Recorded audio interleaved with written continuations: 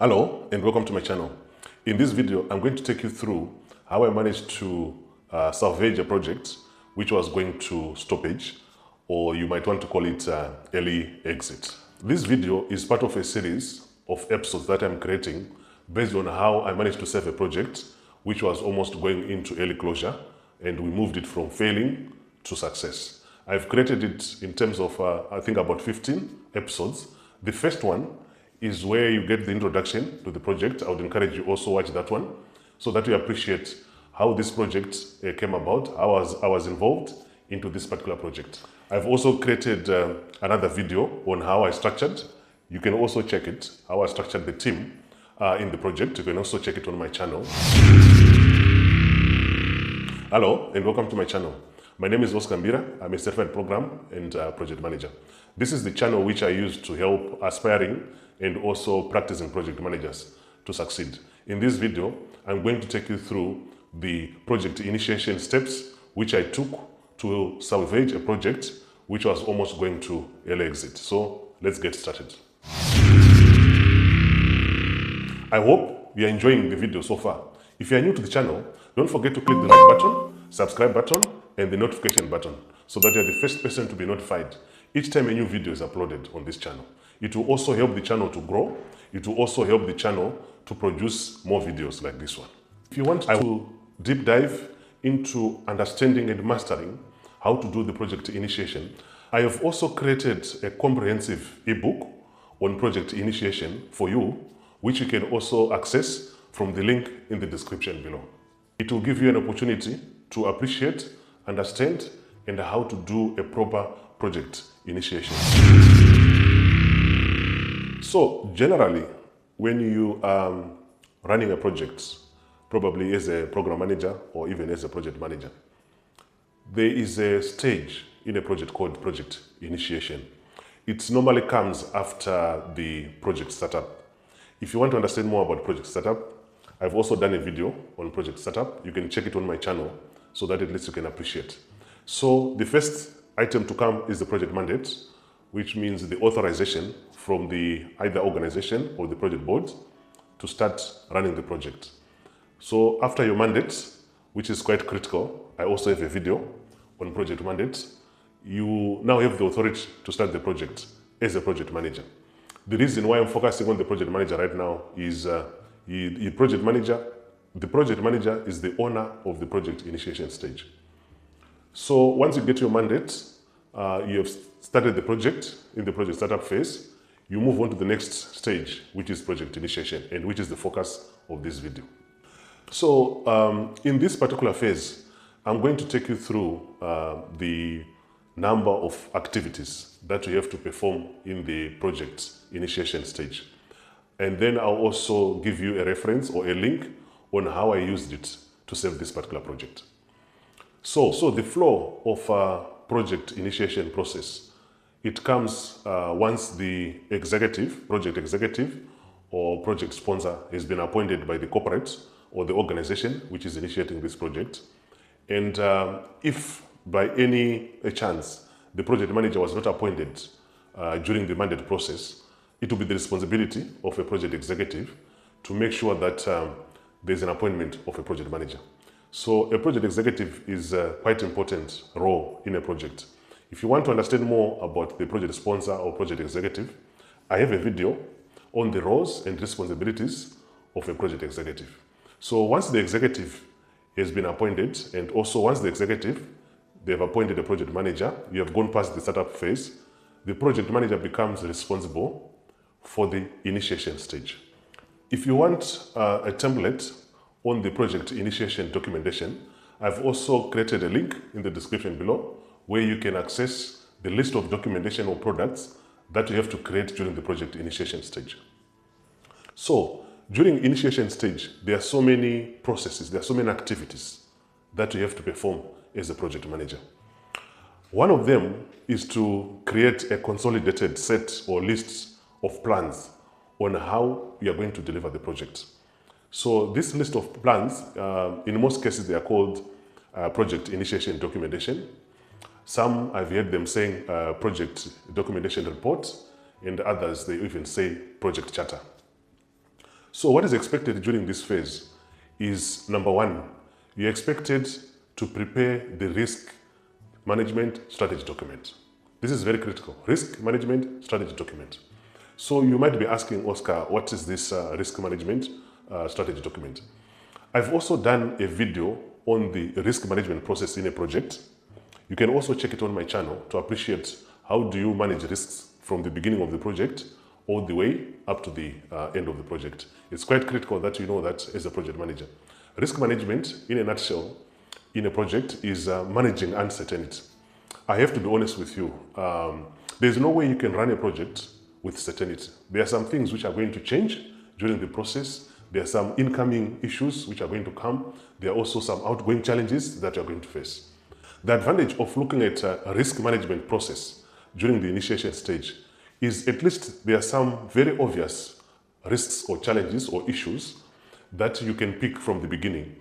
And I can tell you from my experience, it is easier to work on something that you thought about before it happened than for something that is going to come during the project and then you face it as a challenge.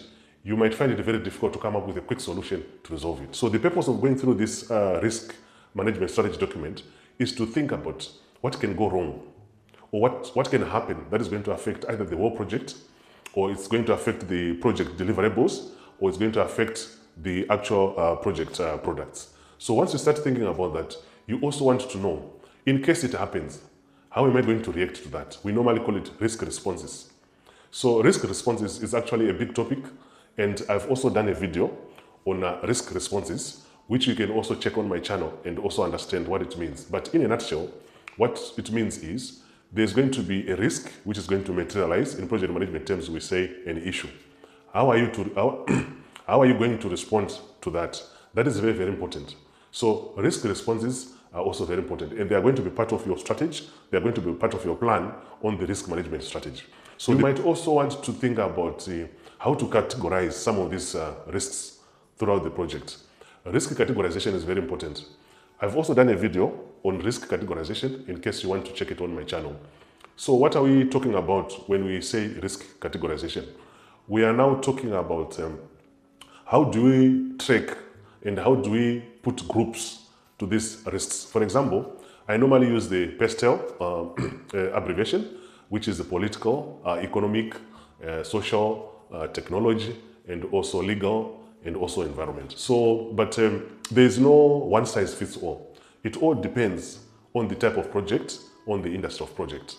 Some projects you don't need to use PESTEL. Some projects you need to come up with other categories. I can give you a good example. When I was running a project during the COVID era, we all know about how COVID came about into this world. We ended up with a category called healthy. So there were risks to do with healthy. You could lose any of your key members. You could lose even the whole team. So we end up with a category. So you're not supposed to have, you're not supposed to be limited to specific categories, but you come up with those categories depending either on the organizational policies, organizational procedures, your past experience, your skills, the type of project, and so on and so forth. So risk management strategy document is very important. Going back to this project, which was a banking project I'm talking about, it was one of the items I realized it was missing. The only good thing I saw on the risk part of it, they had a risk person or a risk representation from the organization. But the focus of this resource or this project member was mainly on the risk register. Risk register is also very important. I have a video on risk register. You can also check it. However, the risk person did not take a step backwards and then started thinking and planning about risk management. So at the end of the day, what actually happened was the risk register was there, but how to respond, who was going to be the risk owner, what were the risk categories, who was the risk actionee in terms of what was the impact, the proximity, and so on and so forth. All those items were not planned for. So risk strategy document is very good at high level. You are thinking about risk in the future of the project. We are not talking about how to act on the individual risk item. That is done on the risk register.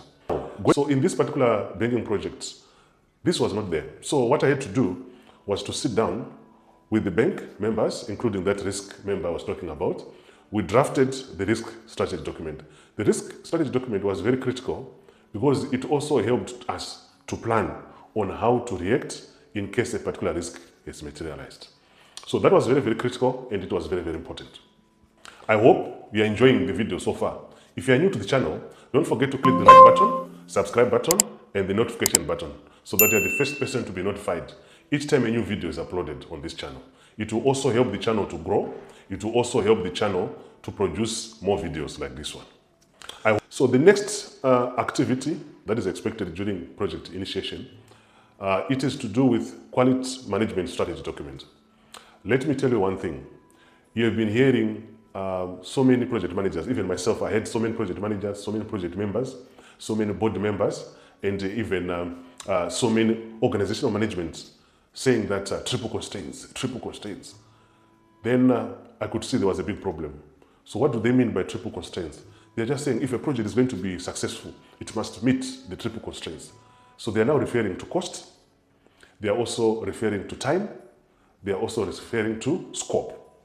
To be honest with you, I don't see the logic of a project producing something that is substandard. What is the value of producing something which is not fit for purpose? What is the value of producing something which is not even usable? So this is where the item of quality comes into play. So even if triple constraints is still very important, but you should not forget about quality. Quality is a very, very important item in a project environment. So during project initiation, what is expected is you should be coming up with strategy and plans on how are you going to manage quality in the project. Take it from me, this is a very serious item. I've seen so many projects being delivered on time, being delivered within budget, but producing something that is not usable. At the end of the day, that product was thrown away. So it was a waste of time, it was a waste of effort. So quality is very important in a project environment. So in your quality analysis during initiation stage, you have to make sure that you have checked how are you going to maintain the quality records, who is going to own the quality process, to what frequency are you going to check the quality, is it going to be in process, or is it going to be appraisal process of checking the quality? And how are you going to be reporting the quality? Also, what tools are you going to use for the quality management? So all that information, you capture it through the project initiation stage and using the quality management strategy document. So now going back to my example of the project which I saved. I saw a 3-page quality document. That was my first time to see such a summarized quality document. I'm not saying it should be very big, but what I was expecting within the contents of the document, I did not see it. For example, how the reporting of quality was supposed to be done, how the reporting of quality was supposed to be done, the recording of quality documents, and also the quality approach that was going to be used. So there were so many missing information in that document. So what I had to do was to sit down again with the bank, and we went through how we were going to maintain quality in the implementation of this system. Remember, the bank was changing from an old system to a new system. If you also check my episode, I made it clear that the project was running earlier for 2 years, but it had so many missing items, so we had to restart from the beginning. So the advantage I had was there was already a team, although not enough in terms of skills and headcount, but there was already a team from the vendor side, and there was also a team from the bank side. So we had to have a session, quality management strategy session, with these team members. So it was very easy because people were coming from different backgrounds, and therefore it was very easy for us to share that knowledge. So we went through the session, and we came up with a solid quality management strategy document. I'll show you on the screen a summary of it. So this was forming also the backbone and the foundation of the project going into the future.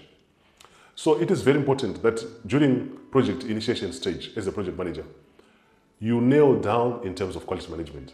I've also done a video on quality management. In case you want to appreciate and understand more about how you do quality management in a project, you can also watch it from my channel. The third action that is expected during project initiation stage is to do with what is called configuration management. I know in some other quarters, they want to call it version control. Actually, I like more on version control than configuration because it will confuse people. This is all about version control. So there's also a configuration management strategy document or version control management strategy document. You also need this. This is very, very important in a project. There is no way you're going to have everything constant from the beginning all the way up to the end. Unless if it is a very, very small project, But still, in some of the very small projects, you'll find that your business case might change, your requirements might change, your event stages might also change, even your plans, your activity plans or activity schedule, it can also change. So what do we mean by configuration or version control strategy document? We want to come up or want to foresee throughout the project if there's going to be any change in any of the either deliverables, any of the products that we are going to create, or any of these packages that we are going to change as we go through the project. How are we going to control that? I don't think you want someone to have an authorized access to change any of your documentation. So what I've seen in most projects, this role is normally played by the project support or project administrator. So what if you want to understand more again about project administrator, I have a video on the roles and responsibilities of a project administrator. You can also check it on my channel. So the project administrator has to make sure that these products we are creating or deliverables we are creating in the project, they are stored somewhere. It could be in the cloud, a local machine, or even local one, which is a local network. They have to make sure that they are stored in a secure place, which has got limited access. In case someone wants to change something, they make a copy of the existing and latest version, and then they give the next version number, then to the person who wants to change. Say, for example, there's a requirements document. Obviously, you need to make a copy of the current requirements, put the next version number, then give it to the person who wants to change, normally is the user, and then the user can also change now the version and then send it back to the project support. Don't normally do that as a project manager. It's too much of administrative work, and that is why we have a role for project support and also for the project administration in a project. If your configuration management document gives you an opportunity to think about what is going to change throughout the project, okay? And if it's going to change, who is going to own what? Who is going to keep the records? How are you filing the records? How are you going to report from those records? So it is also very, very critical that you have this configuration or version control management strategy document during your initiation stage. So now going back to my project, I realized that there was nothing that was done on the ground in terms of the version control strategy. So I had no other option but to bring in also the same team leaders, which I had. I had created a list of team leaders. If you want to understand about how to structure a project, I also have a video on structuring a project. We had to go through and foresee from the beginning all the way up to the end of the project what is likely going to change and who is going to own that. So we ended up coming up with a configuration strategy management document. I've also done a video on configuration strategy management document. You can also check it on my channel if you want to understand more. So the next activity is to do with communication management strategy document. It's part of the activity in the initiation stage. So in all these strategy documents, we are talking about what you need to do, your plan. Don't make a mistake I've seen with so many project managers, even team members, team managers, even program managers. They think that a plan is only a list of activities or a schedule of activities. That is part of the plan. A plan includes all the strategy, the list of activities, ownership, expected results, measurement, and so on and so forth. Even dependencies, constraints, assumptions, and so on and so forth. So communication is very, very important in a project. And I can tell you, from my own experience and my own view, communication is the #1 skill you should have as a project member, as a project manager, or even a project director, or even a program manager, even a project board member. I know some might disagree with me. That is okay. But if you look at it holistically, there's nothing that you do in a project or program environment which doesn't require communication. Take, for example, we are talking about this project initiation. You are still going to communicate what you have done. We talk about planning. You are still going to communicate what you have planned. We are talking about phases. We are talking about stages. You are also still going to communicate what you're going to do in that stage, what you have done in the previous stage. So communication management strategy document is very important, and it should be drafted during the project initiation stage. So what are we expecting in the communication strategy document? We are expecting items like stakeholder analysis. We are also expecting items like who to communicate to, how to communicate, when to communicate, and also why are you supposed to communicate. So it is quite important that you understand communication in a project setup. If you want more details on how to master communication in a project setup, I have a video on project communication. You can also watch it and also appreciate and master the art of communication in a project environment. So communication is very, very important. And I can tell you, as you are drafting the risk management strategy document, the quality management strategy document, the version control or configuration management strategy document, you are always communicating, either with the project members or you're communicating with the project board.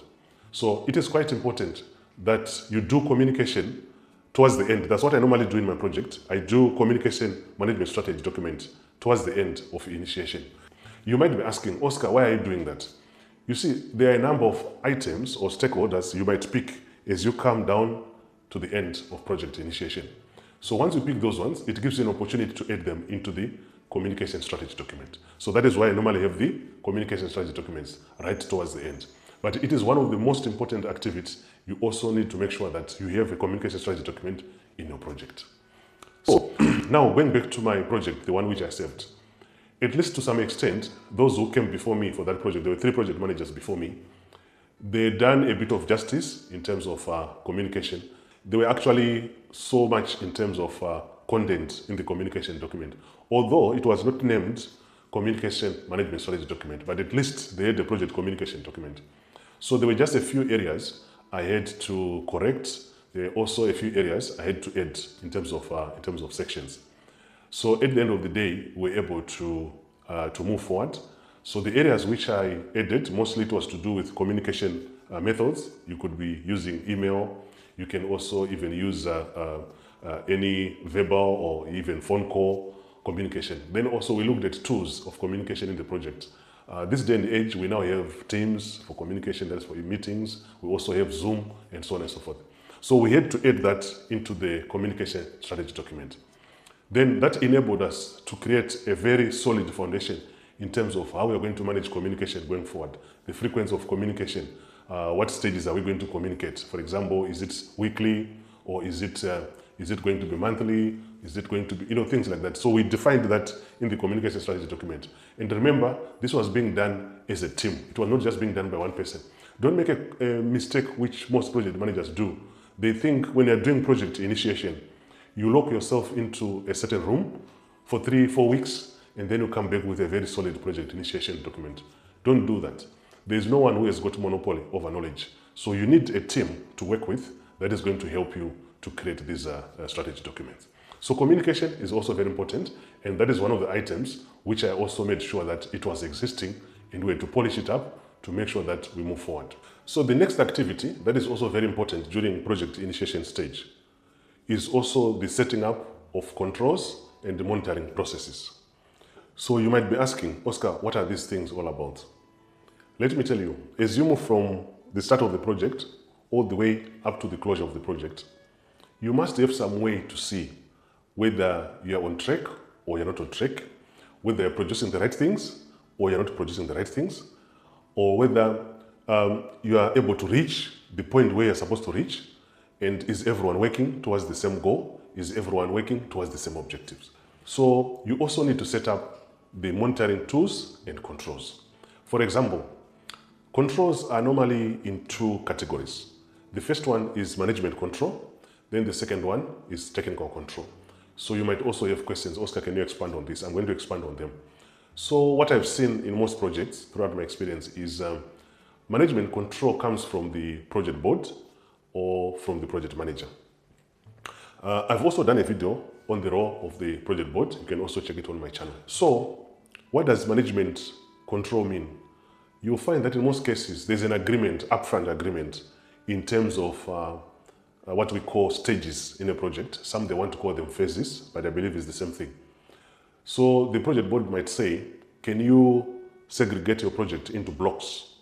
Okay. We want to know at what point, which block are you working at? At what point, at each point, we also want to know which block has been completed. So these phases or stages, they are very, very important. So how do you make sure it has control? At each particular phase,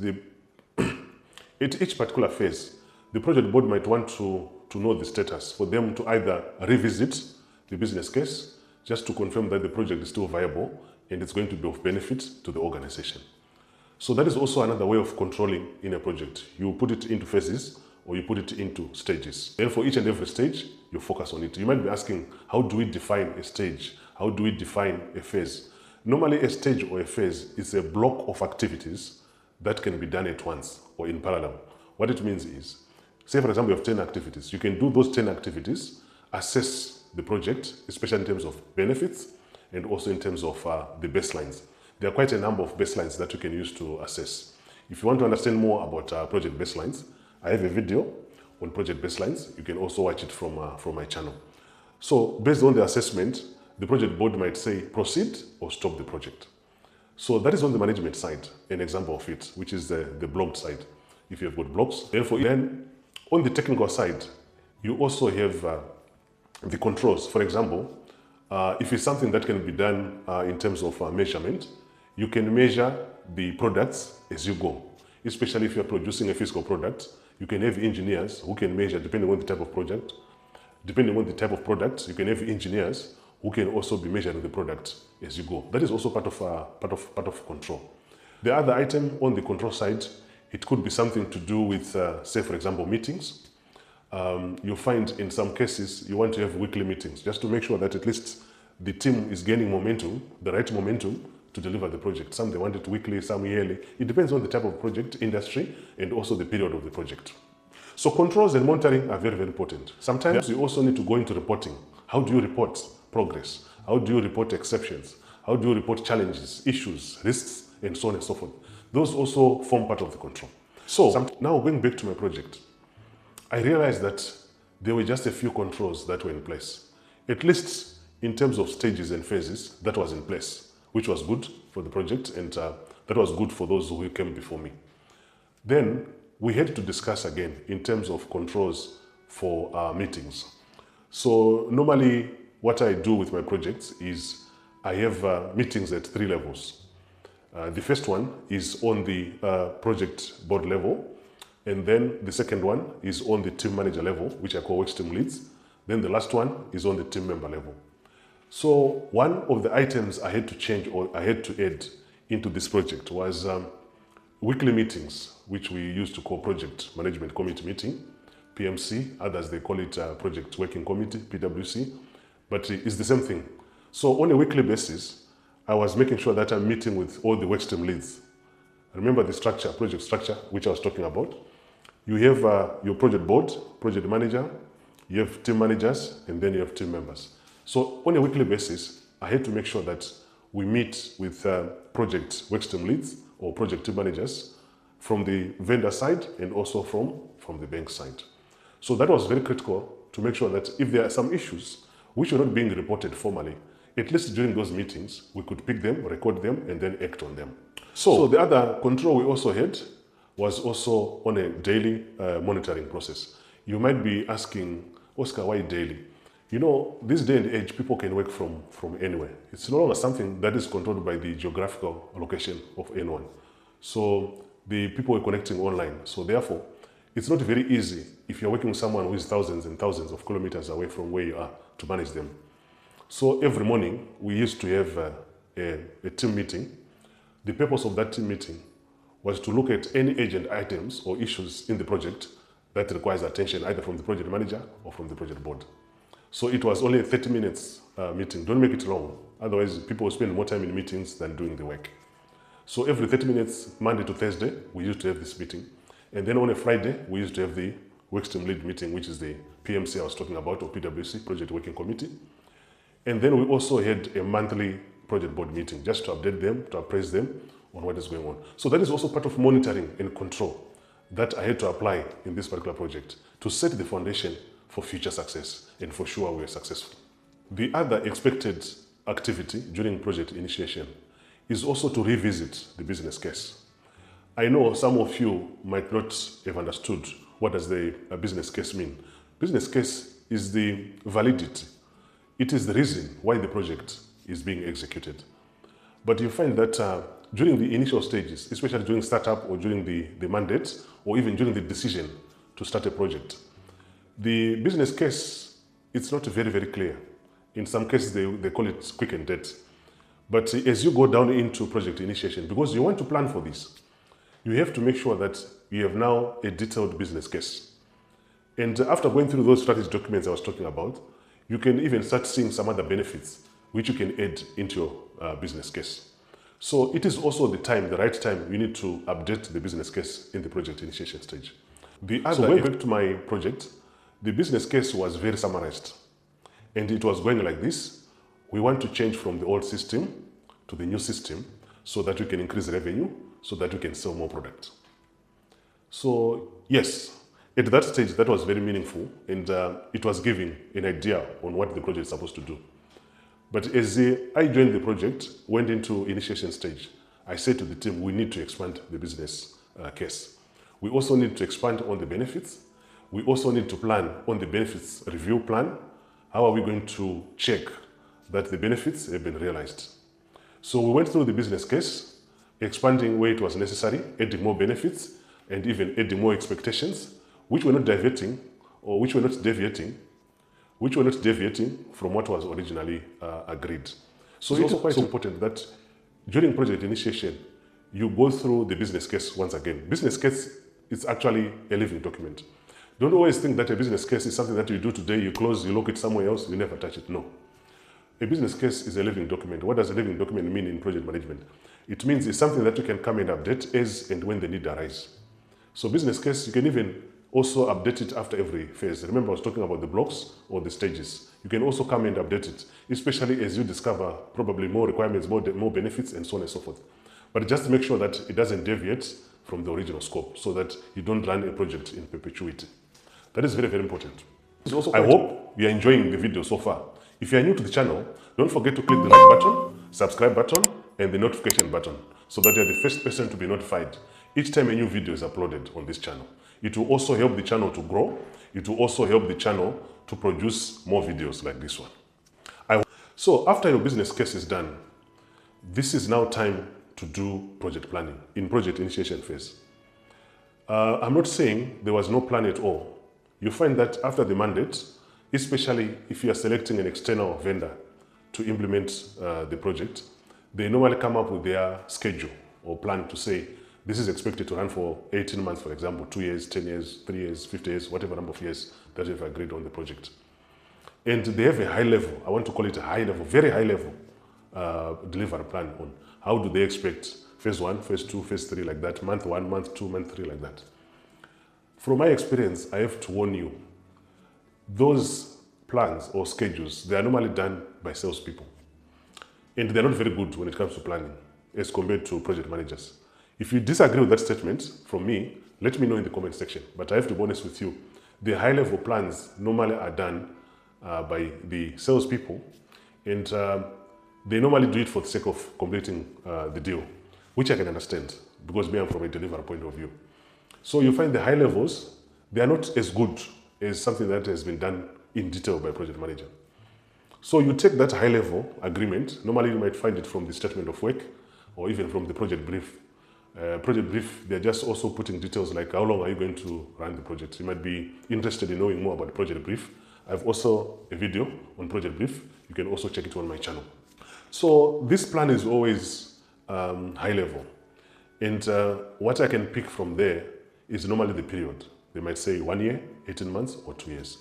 The rest of the other details, you need to expand them. You need to reweight them. Some of them you need to drop them. Some of them you need even to change them. For the sake of not making this episode too long, I've also done the next episode on project planning so that you appreciate how I do project planning. There's something called product-based planning. That is what I normally use. It's a very powerful approach to project planning. So project planning is part of project initiation, but I've segregated it on a different video so that it becomes very clear and this video does not become very long. So I would encourage you to also watch the next episode, which is on project planning. So you now have your strategy document, your risk strategy document, your quality strategy document. You now have even your communication strategy document. You now have your configuration, version control strategy document. You have revisited your business case. You have now controls and also monitoring tools in place. You also have your project plan in place.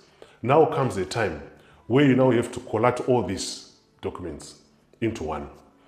I know there are some who might say, Oscar, that is a voluminous document. I do appreciate and agree on that. But it is also very important that you have a consolidation of these items, which you are going to share with the project board as part of the approval for you to proceed with the project. So you collate this information into one document called Project Initiation Documentation. It will be one, which means all the strategies, you put them there. And then once you collate it into one, you now seek approval. You might be asking, Oscar, why should this be approved? The Project Initiation Documentation, or in short, if you want it, you can call it Project Charter or Project Documentation Report.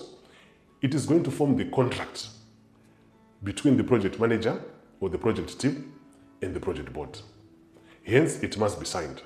And my advice is, always have either first or second page of the project charter or project initiation document as a sign-off page, so that when you present it to project board members, they can quickly see that they're expected to sign off the document. As much as they might want to skim through the document, but that signature is very important. And I can tell you, don't ever run a project without that document signed. The project charter, the project initiation documentation should be signed by the project board. The reason why it should be signed is time and again, you want to be able to refer to this. Remember, this is the initiation stage where probably you're also using your project members, your vendors, and so on and so forth. And I can tell you from my experience, at this stage, you all have sober minds. There are no emotions, there's no blame game, and so on and so forth. So those documents, the way you create them, they are very, very rich in terms of objectives of the project. But as you go deeper into the project implementation and execution, there are going to be some tensions, you cannot avoid it. There are going to be some conflicts, you cannot avoid them. There are also going to be some conflicts, you cannot avoid them. There are also going to be some emotions, you cannot even avoid them. There's going to be some disagreements, you're not going to even avoid them. So you want to be able to make reference. So this is where now you need to go back to this documentation. What did we say if this particular risk materializes? Okay? In terms of communication, who are the stakeholders? What frequency of communication? You know, things like that, and so on and so forth. In terms of quality, what are the quality records are we supposed to maintain? So that is also very, very important. So in this section of the video, I'm going to take you through the sections of project initiation documentation or project charter. It is also quite important that you understand these sections, and you should always include them as part of your project initiation activities. So the first section is to do with project definition. It is important that in a project initiation document or project charter, you also need to include the definition of the project. What exactly is this project all about? For example, what I was talking about. For example, you can say this project is about changing an old system to a new system and for the benefit of the organization in the following ways. So you've defined your project. So it is quite important that you have a definition for the project. And then the next one is also to give a background of the project. So for example, this banking project example I'm giving, you can say the bank was operating in one country. They wanted to expand to a number of countries, but the current system, the banking system, could not give them the opportunity or could not give them the facility to serve customers in different countries. So they've decided to go for a new system that is going to enable them to service new countries. So that is the background. If someone was going to take the PID, they have seen the definition, they have also seen the background of the project. So the next section of the PID is also to define the objectives and also expected outcome from the project. This is quite important. You are summarizing what you have been doing in project initiation stage, okay? So when you are summarizing, you also want to make it very clear, either to the current members or future members, or even project board members, what are the objectives and expected outcome from this project. I'm going to take you through using this banking example because some of the items are very easy to grasp, even if you have never worked in a bank before. So the objectives here could be to increase revenue. That is number one. Number two, it could be to expand the product categories. Number three, it can also be even to improve customer experience. And also in some cases, you want to meet or satisfy the regulatory reporting. So there could be so many objectives and expected outcome from the project. And the good reason for doing it in the project initiation stage is, as you go through the project, you revisit and assess, you revisit and assess. So objectives and expected outcome, they should be part and parcel of your project PID or project charter. So the next section now is to do with what is in scope and exclusions. Take it from me. This is very, very important. If you have seen so many projects running for long, it's because the scope was not well defined. The exclusions were also not well defined. So it is very important that before you present the PID to the project board members, you are also very clear, you have also documented what is in scope and what is not in scope. Otherwise, you're going to have a lot of scope creep, which is unauthorized changes coming in through the project. So looking at the banking example that I was talking about, you might say in scope, I'm going to have retail banking. In scope, I'm going to have lending or credit banking. In scope, I'm going to have finance. In scope, I'm also going to have, say, for example, corporate banking. In scope, I'm going to have internet banking, mobile banking, and so on and so forth. You must also document the exclusions in the project. For example, you might say, this project is not going to include new infrastructure, for example, or this project is not going to include this particular region, for example, or this project is not going to be including anti-money laundering modules, for example, or this project is not even going to include a certain number of channels, or maybe checks, for example, or cards, for example. So it is also very important that in your PID or project charter, you also define the scope and you also define what is not part of the scope. That is very, very critical, and it will help you to set the foundation in case there's any disagreements in future. You can make reference to that section of the PID document. So the next section on the PID is to look at constraints and assumptions. So it is quite apparent that you appreciate what are the assumptions you took into consideration when you're creating all your strategies. Those have to be documented into the PID. Don't make a mistake. I've seen so many project managers not doing that. So when you present the PID or the project charter to the project board, those assumptions and constraints must be very clear. For example, you might have a constraint on time. The project is not supposed to run for more than 2 years. Okay, then you plan for that. Assumption, you might say the selected vendor is going to provide skilled resources. It could be part of the assumption. Or even the current technology is going to be used for the next 5 years. Assumptions can change as you move in the project from the beginning all the way up to the end. Maybe a specific assumption is no longer valid, you come and update. Or there's a new assumption which is coming in, or a new constraint which is also coming in, you can also come and update. But it must be part of a PID, it must be part of a project charter as you present to the project board. Remember, a project PID or project charter is a contract between the project management team and the project board. You are agreeing that as a project manager, I'm going to run the project on behalf of the project board. And this is how I'm going to do it. This is how I'm going to respond to the risks. This is how I'm going to manage quality. This is how I'm going to manage changes. This is how I'm also going to manage the benefits. These are my controls, and these are my monitoring tools.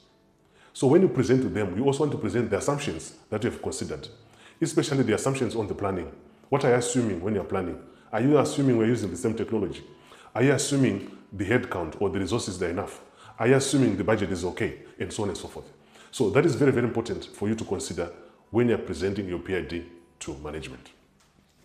So the other section you also need to put in your PID is also the stakeholder analysis. Stakeholders, they might vary and change throughout the project.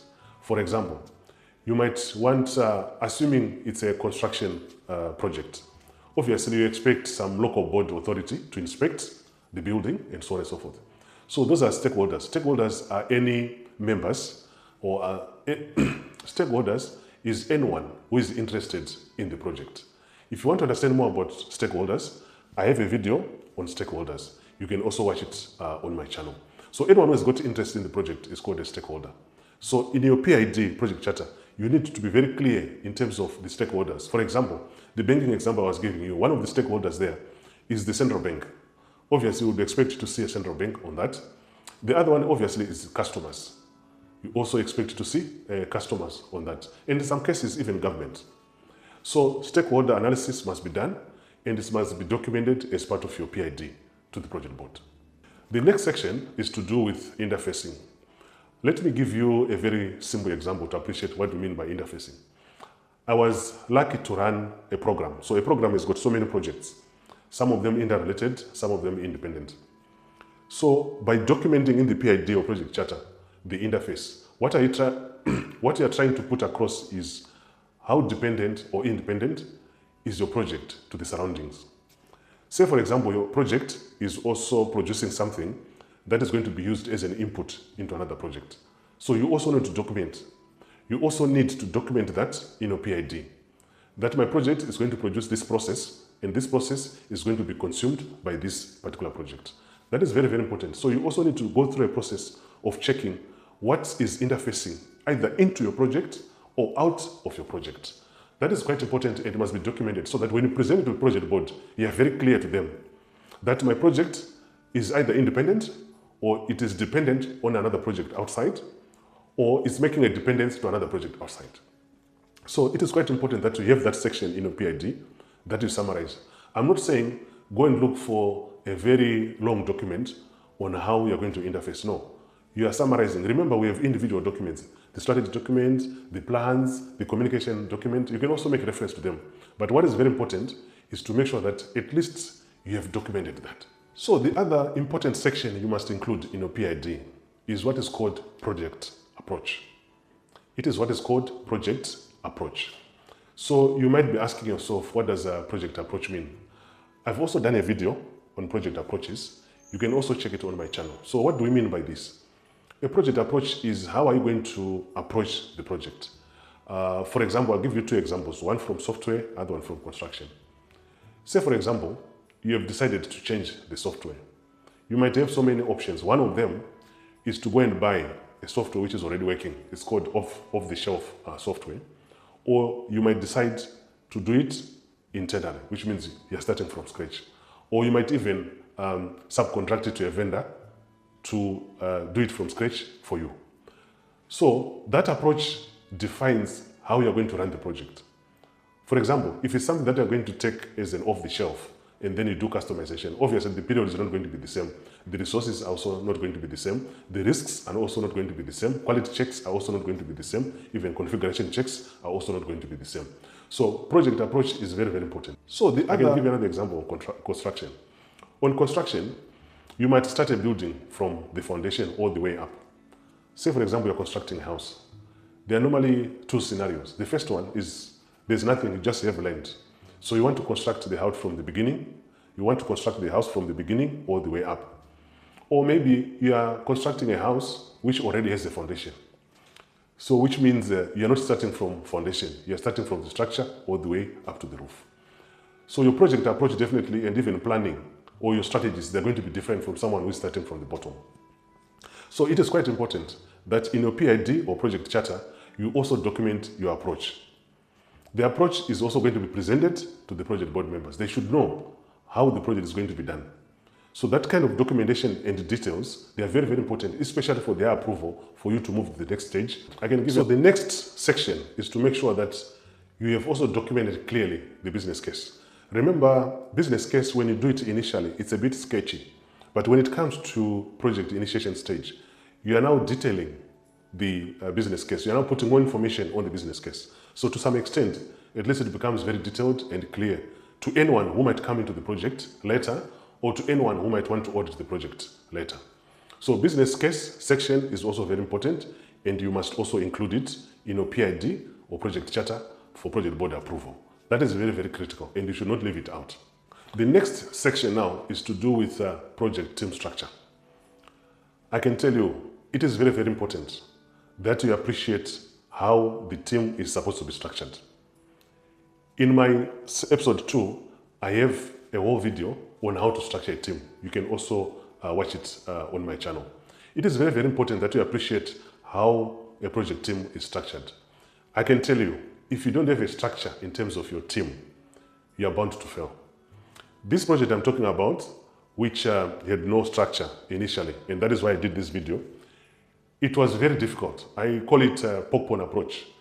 Today, someone wakes up, they are doing this, tomorrow they are doing this one is doing this, and so on and so forth. That has never worked. You must have a proper project structure. Proper project structure is to have the project board It will have your project manager, your change board, your project assurance.